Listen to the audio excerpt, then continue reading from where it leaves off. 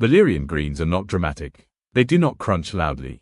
They do not burn, sting, or dominate the tongue. And yet, for centuries, they have survived winters, fed rural populations, and quietly shaped how Europe thinks about salad. Valerian greens belong to the species Valerian locusta. Despite being called a lettuce in everyday language, they are not true lettuce.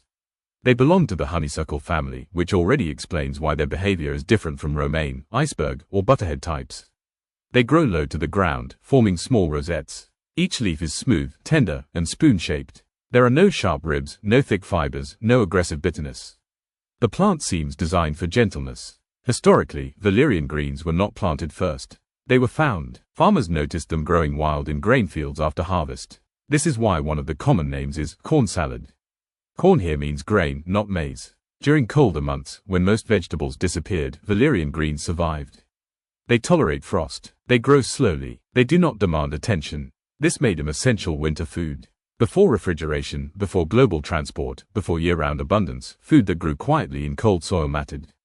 Valerian greens mattered. Flavor-wise, they are mild, nutty, and slightly sweet.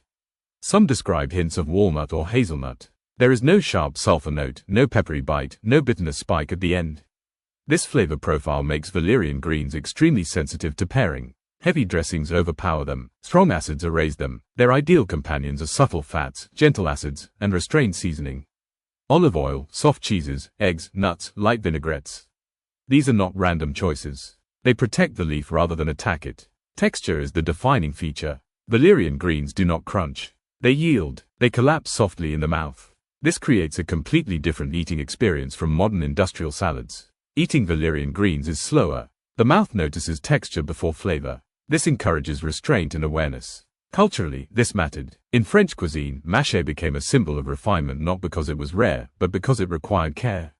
Washing gently, drying patiently, dressing at the last second. You cannot rush Valerian greens. They punish impatience. In Germany, Austria, and Switzerland, they became winter staples. In rural kitchens, they were not luxury items. They were survival greens that happened to be pleasant. Nutritionally, Valerian greens are stronger than their appearance suggests. They contain vitamin A for vision and immune support, vitamin C for cellular protection, iron for oxygen transport, potassium for fluid balance, and folate for cell division. One of their most interesting features is their omega-3 fatty acid content. Few leafy greens provide meaningful omega-3s. Valerian greens do, quietly and efficiently. This made them especially valuable in historical diets lacking fish or seeds during winter months. They are also low in fiber compared to tougher greens, which makes them easy to digest.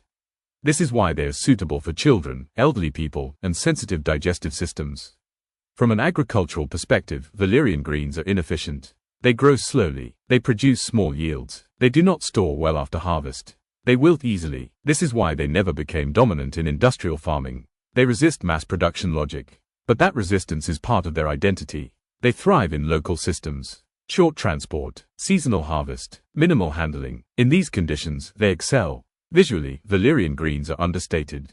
Small green rosettes, matte surface, soft geometry. They do not perform well under harsh lighting or dramatic plating. They do not want to be stars. They want to be honest. In modern food culture, this is a disadvantage. Loud food photographs better, crunch sells better, bitterness signals health more aggressively. Valerian greens do none of this. They offer nourishment without marketing. The biggest mistake with Valerian greens is treating them like ordinary lettuce. Rough washing bruises them, heavy dressing suffocates them, long storage kills them. Another mistake is mixing them with aggressive ingredients. Raw onion, strong vinegar, spicy sauces. These erase their personality. Handled properly, they create a feeling rather than a flavor. Calm, balance, soft satisfaction. There is also a philosophical lesson here. Valerian greens remind us that not all value is obvious. Not all nutrition screams. Not all pleasure comes from intensity. Some foods teach restraint. In a time of extremes, Valerian greens represent moderation. They are not trendy superfoods. They are not ancient miracles rediscovered.